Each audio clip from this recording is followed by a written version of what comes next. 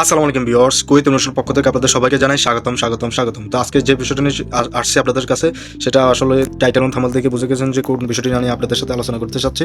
সেটা হচ্ছে কিভাবে আপনি আপনার সাইলাইফের মাধ্যমে আপনার কাঙ্ক্ষিত যে গাড়িটি আছে সেটি আপনি অন্য কারোর কাছে বিক্রি করতে পারেন। আবার আপনি চাইলে আপনার যে কাঙ্ক্ষিত গাড়িটি আছে এটা কারোর কাছে আপনি 10 দিনের জন্য 15 দিনের জন্য ইউজ করার জন্য আপনি দিতে পারেন। যেমন কি আপনি রেন্ট কারের জন্য দিতে পারেন, মানে কাউকে ভাড়ার জন্য ভাড়ায় চালানোর জন্য আপনি অথরাইজেশন দিতে পারেন। মানে এই সাইলাইফের মাধ্যমে আপনি চাইলে একটা অপশন আছে যেটার মাধ্যমে আপনি চাইলে, আমি দেখিয়ে দেওয়ার চেষ্টা করব।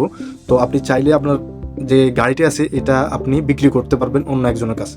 মানে চাইলে আপনি একজনের কাছে আপনি বিক্রি করতে পারবেন এই সাইলাইফের মাধ্যমে। অনলাইনে আপনি মোড়রে যাইয়া সিরিয়াল ধরে আপনাকে কোনো কিছু করতে হবে না। আপনি শুধু এখানে অনলাইনে যে সরকারি যে পেমেন্ট আছে, পে আছে, নির্দিষ্ট যে একটা ফি আছে, ওই ফিটা পেমেন্ট করে আপনি মানে সাইলাইফের মাধ্যমে আপনার মানে 1 থেকে 2 মিনিটের ভিতরে আপনি গাড়িটি সেল করে দিতে পারবেন। এমনকি আপনি চাইলে এটার মাধ্যমে কাউকে যদি অথরাইজেশন দিতে চান, মানে এই অ্যাপের মাধ্যমে আপনি কাউকে 10 দিনের জন্য, 5 দিনের জন্য, 1 সপ্তাহের জন্য, 1 মাসের জন্য, 2 মাসের জন্য, 1 বছরের জন্য আপনি চাইলে এটার মাধ্যমে অথরাইজেশন দিতে পারেন। মানে টাইম, ডেট, কোন দিন থেকে কয়টা থেকে কত তারিখ পর্যন্ত সব A to Z, মানে আপনি চাইলে এটার মাধ্যমে তাকে অথরাইজেশন দিতে পারেন। মানে সে আপনার গাড়িটি ইউজ করতে পারবে, কোনো প্রবলেম হবে না।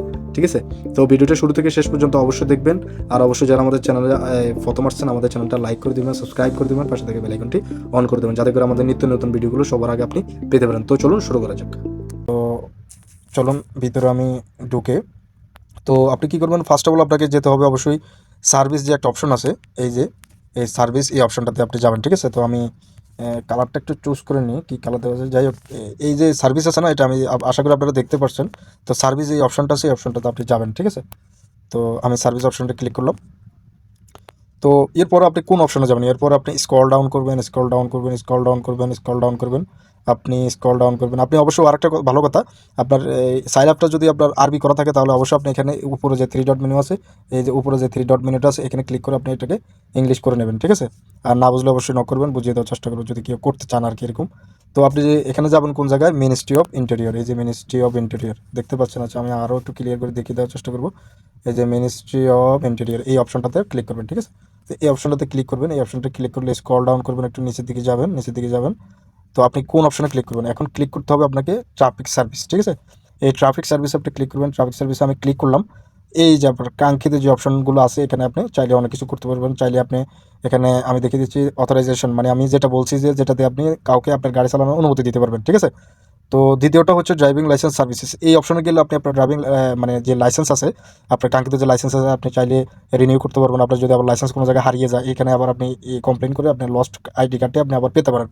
কিছু মানে সরকারি কিছু ফি আছে, ওইটা ফি দিয়ে আপনি ইয়ে করতে পারেন। এখানে থার্ড অপশনে যেটা আছে, এখানে আপনার কোনো যদি ট্রাফিক ফাইন টাইন থাকে, আপনি এখান থেকে অনলাইনের মাধ্যমে পে করে দিতে পারবেন।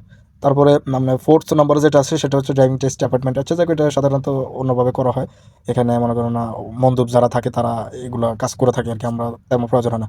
তো আমরা বেসিক্যালসে মানে দেখাবো এখানে আপনার মানে আপনার কাঙ্ক্ষিত যে 5 নম্বরে যেটা আছে, এটা হচ্ছে বেসিক্যালস ওনার ট্রান্সফার। মানে আপনি আপনার গাড়িটি ট্রান্সফার করবেন, মানে বিক্রি করবেন। ঠিক আছে? আরেকজনের নামে ওনারশিপ ট্রান্সফার করে দেবেন, বিক্রি করে দেবেন। তো এটা এখানে আমি জাস্ট আপনাকে দেখানোর চেষ্টা করি, ক্লিক করবেন।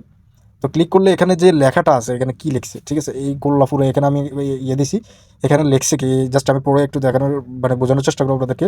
উপরে লিখছে কি, উপরে এখানে লিখছে, ইংলিশটা একটু পড়ি। উপরে লিখছে, this service allows you transfer ownership of a vehicles to another owner. মানে আপনি আপনার বর্তমানে আপনি ওনার আছেন, আপনার থেকে আপনি অন্য জায়গায় আরেকজনকে ট্রান্সফার করার জন্য এই সার্ভিসটি ব্যবহার করা হচ্ছে। এখানে সার্ভিস আপনি এটা যদি করেন, এটার জন্য আপনাকে অবশ্যই 5 দিনের ফি করতে হবে। আপনার কি যেন বলে যে মানে সরকারি একটা ফি থাকে 5 দিনের, এই ফিটা আপনাকে এখানে পে করতে হবে। তো আমি এখানে কী করবো, কন্টিনিউ ক্লিক করবো। কন্টিনিউতে ক্লিক করার চেষ্টা করি, দেখি কী আসে। তো আপনারা এখানে কয়টা অপশন আসছে, এখানে অপশন আসছে অ্যাড রিকোয়েস্ট, সেকেন্ড হচ্ছে কমপ্লিট রিকোয়েস্ট, থার্ড হচ্ছে ক্যান্সেল রিকোয়েস্ট, ফোর্থ হচ্ছে ইনকোয়ারি রিকোয়েস্ট। আপনার অবশ্যই এখানে ক্লিক করবেন আপনি যদি বিক্রি করেন আপনার গাড়িটা। তো আপনি এখানে এখানে যে বিক্রি করবেন, তো এখানে আপনাকে অবশ্যই অ্যাড রিকোয়েস্ট যেটা, এটাতে অপশন রেখে আপনাকে কন্টিনিউ ক্লিক করতে হবে।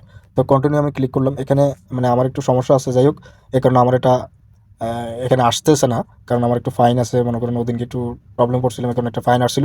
যাই হোক, তো এখানে আপনি অ্যাড রিকোয়েস্টে যখন ক্লিক করলে আমি দেখাতে পারতেছি না, কারণ এখানে আপনি ক্লিক করলে আপনার অপশনগুলো চলে আসবে। তারপরে সিভিল আইডি যে মানে যে ওনার থাকবে, মানে যার কাছে আপনি বিক্রি করবেন, তার সিভিল আইডি নাম্বার দিবেন।